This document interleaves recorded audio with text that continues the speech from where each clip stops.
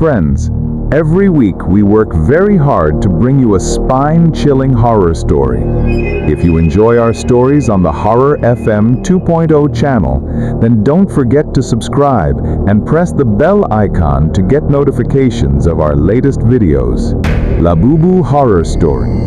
Meilin lived in Shanghai, China, with her dog, Bao. She was originally from a small village, but after her father's death, she moved to Shanghai to earn money for her mother and sister. Meilin was very sweet by nature.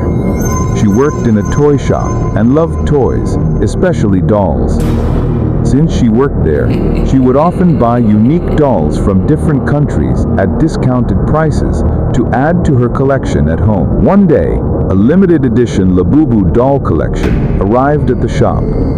All the dolls sold out immediately, but Meilin had already set one aside for herself. This doll was different, golden in color, with bright blue eyes, soft golden fur, long ears, and a wide smile showing big teeth. It looked cuter than any doll she had ever seen. Meilin brought the doll home, hugged it tightly, took many pictures, and even introduced it to her dog, Bao, as the newest member of her doll family.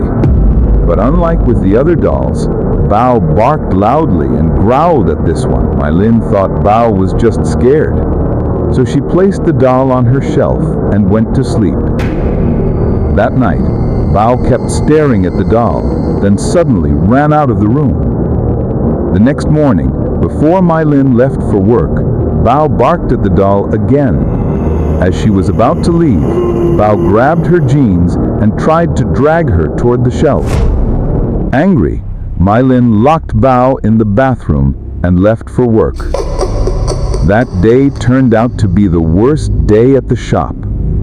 Usually gentle and polite, Meilin suddenly lost her temper and yelled at a customer. Her boss scolded her and fired her on the spot. Shocked and crying, Meilin couldn't understand why she got so angry. When she returned home crying, she opened the bathroom door. Bao rushed out, but calmed down when he saw her tears, as if he too felt the pain. That night, while sleeping, Meilin heard strange laughter, something she had never heard before. She saw a figure standing in the corner of her room, staring at her. In the dark, she couldn't see clearly. She got up, but no one was there. Only the Labubu doll sitting on the shelf. Later that night, she dreamt of a terrifying creature. A red, rotting body, sharp teeth, even sharper claws, and horrifying laughter. The creature came close and tried to strangle her. She screamed in fear, but it laughed even louder and attacked her with its claws. Terrified, Meilin woke up, only to see the Labubu doll sitting on her chest. She screamed. Hearing this, Bao rushed in, grabbed the doll in his jaws, and ripped it apart. Sweating and with a splitting headache, Meilin said nothing, just threw the doll's remains in the trash bin and went back to bed with Bao. The next morning, her headache was worse, and small red rashes appeared on her hands. Bao was missing. She called for him, searched the house, but he was nowhere. Finally, she went into the bathroom. Bao wasn't there either, but when she looked in the mirror, her face was covered with red rashes, as if something had bitten her. Suddenly, in the mirror, she saw behind her the same terrifying creature from her dream, laughing loudly. She turned, but there was no creature. Instead, on the bathroom shelf sat the Labubu doll again.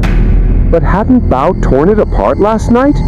How was it whole again? And this time, its smile had turned into a horrifying grin. Panicked, Meilin ran outside calling for Bao, but he was nowhere. When she came back in, she froze. The doll was now near the kitchen sink, its hands and teeth covered in blood. Horrified, she looked under the sink, and there lay Bao's mutilated body, torn apart and bleeding. Meilin now knew the doll was cursed. She searched online and found news from around the world. Labubu dolls had been haunting people, biting them, bringing misfortune, job loss, illness, or even the death of loved ones. Terrified, she burned the doll, put the ashes in a jar, and threw it into the river. That night, she told the whole story to her younger sister over the phone, thinking it was finally over. But the next morning, Meilin's dead body was found in her house, and right beside her was the Labubu doll again. It turned out that one of her colleagues from the toy shop had taken it. Even today, people say the Labubu doll is not ordinary, but actually the evil demon Pazuzu in another form. Many countries have banned it, and in some places, priests have even performed exorcisms on the doll.